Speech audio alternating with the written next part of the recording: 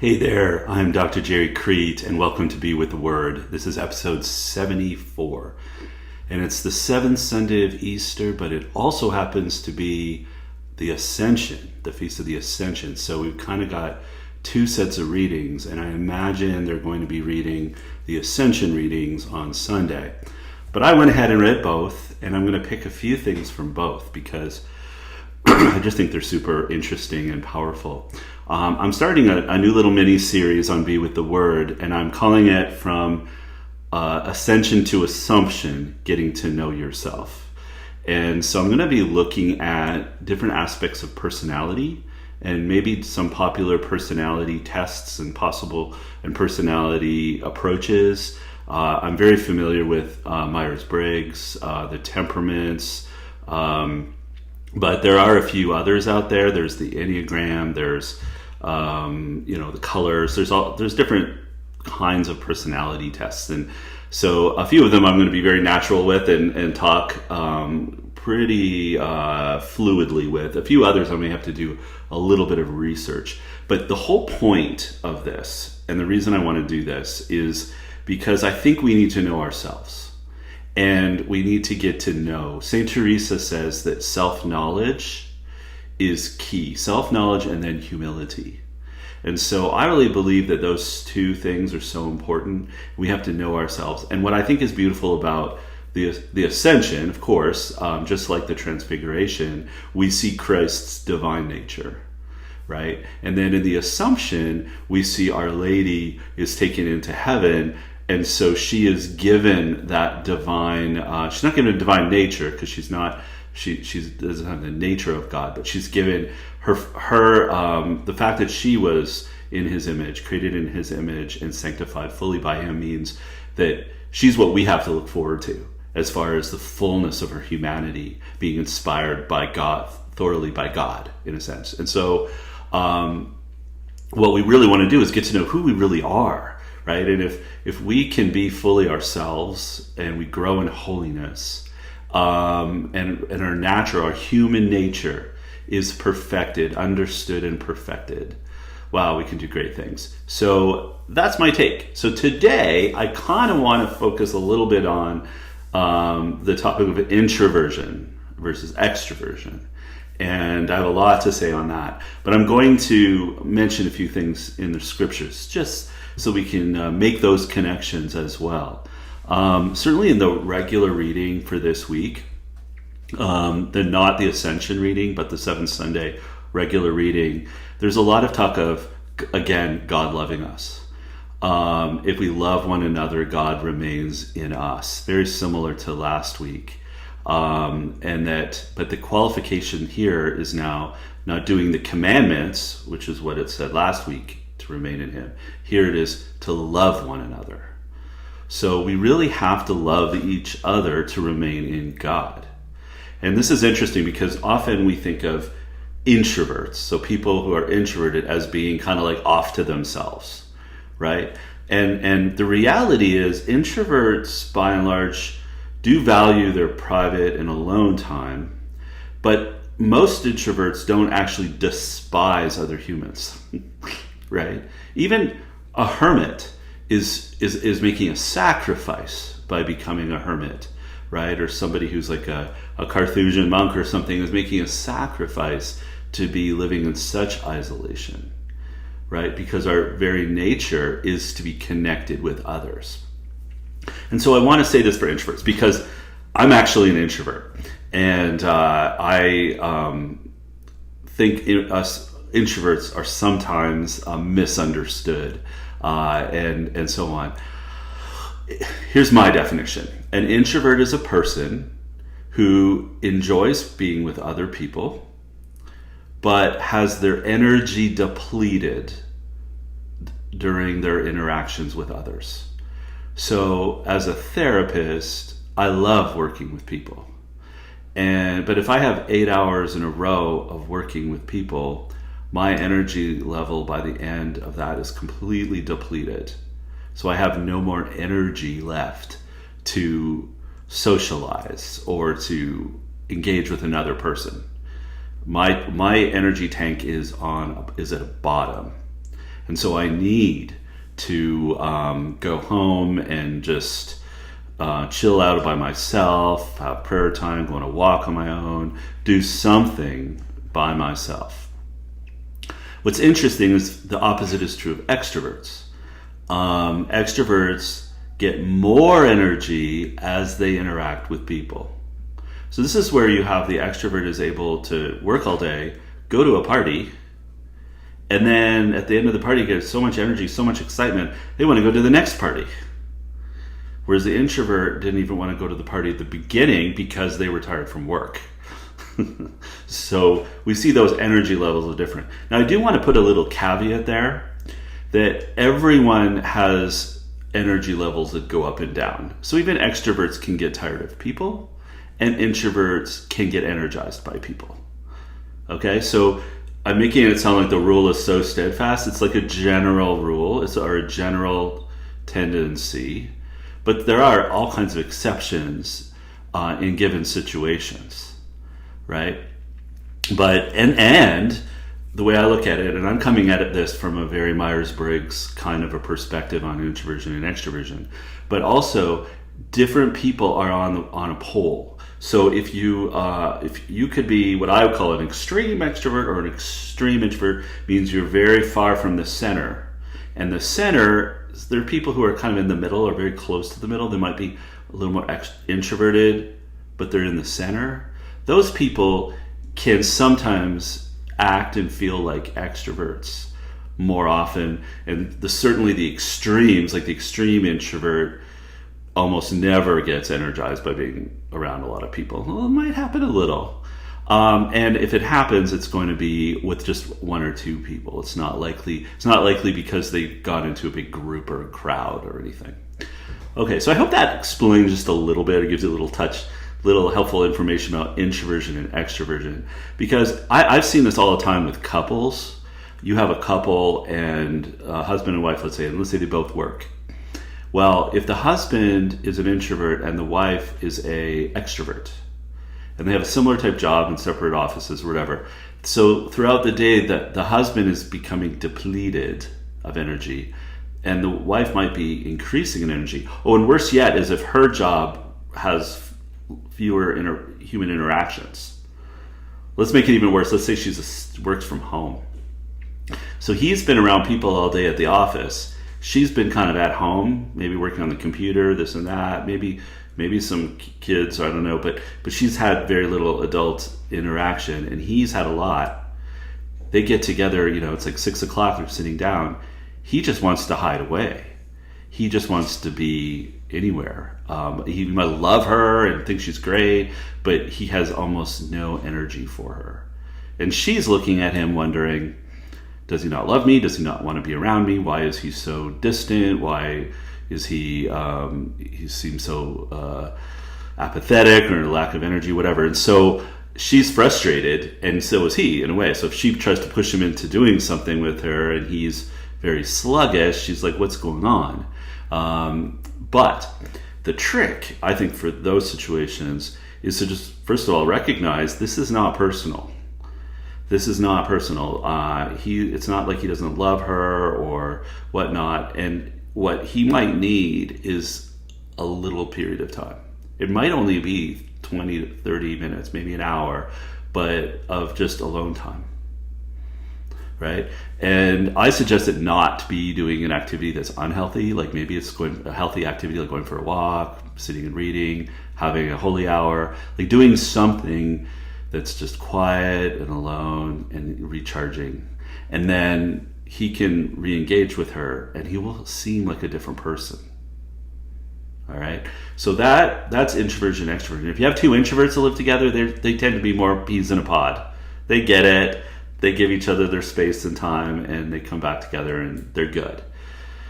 And two extroverts, they're just wild and crazy party people. I'm just a little bit exaggerating. And I think over time, too, we all start to recognize our need for some alone time. We all need our recharging time. All right.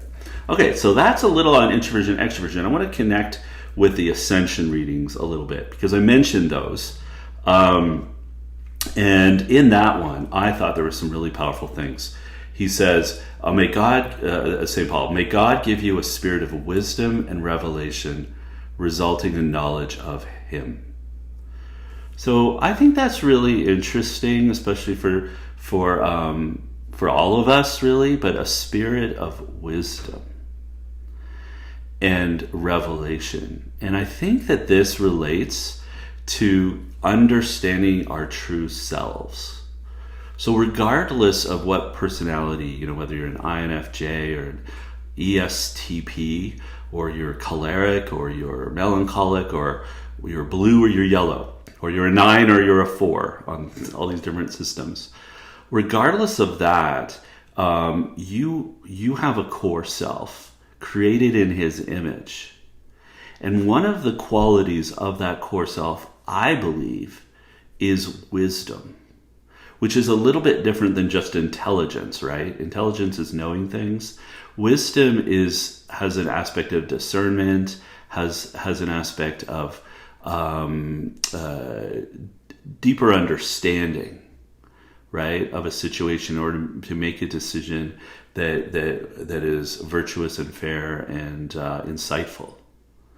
So a spirit of wisdom and revelation, which is an interesting word, which I guess we could unpack, but resulting in knowledge of him. So in knowing ourself, right, in knowing ourself, in gaining wisdom and revelation, we gain knowledge of God. I think that's pretty fascinating. I think that's pretty powerful. And then he goes on to say, may the eyes of your hearts be enlightened. So it's souls and hearts. Whenever we hear the word heart, we kind of light up and perk up and pay attention. May the eyes of your heart be enlightened. And I think this is a fascinating thing. My background, part of my background is I attend a Byzantine Catholic church, and in the Greek, we have the word nous, N-O-U-S, nous. And it's a very hard word sometimes to define. It sometimes gets defined as the heart or the mind. It's a tricky word. But the best definition I've encountered would be it's the faculty of the soul by which by us humans can connect with God. And I think the eyes of your heart is that. It's that fact. The eye of the heart is able to connect with God, and is therefore able to connect more fully with who we truly are, created in his image, but also uniquely human.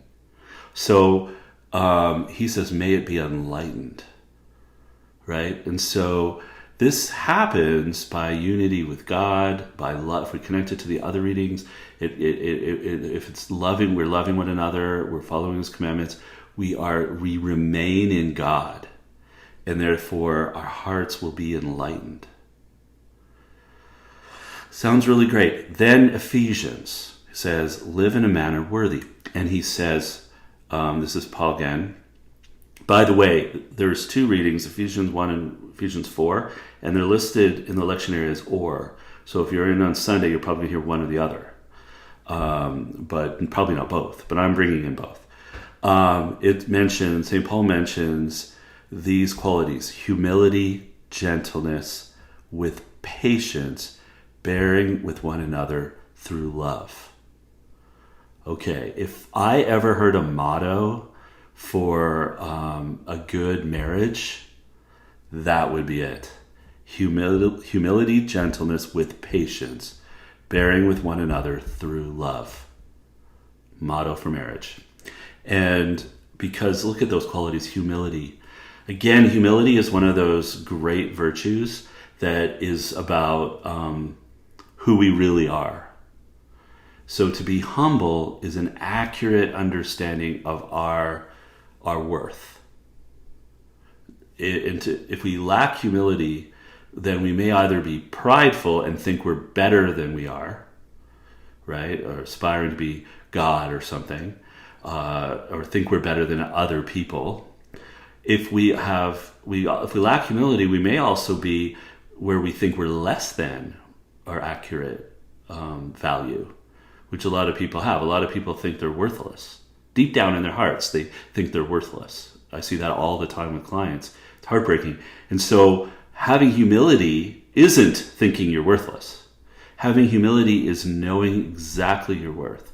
And so knowing exactly your worth is an interesting thing that is a bit of a paradox, and the best parts of our faith are paradoxical. And that means we are greater than the angels.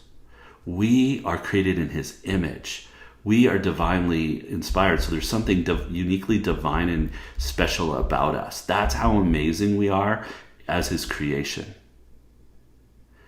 But that is also has to be held in tension with the fact that we are fallen, and that we have concupiscence, and that we have a tendency to sin, and that, we hurt each other.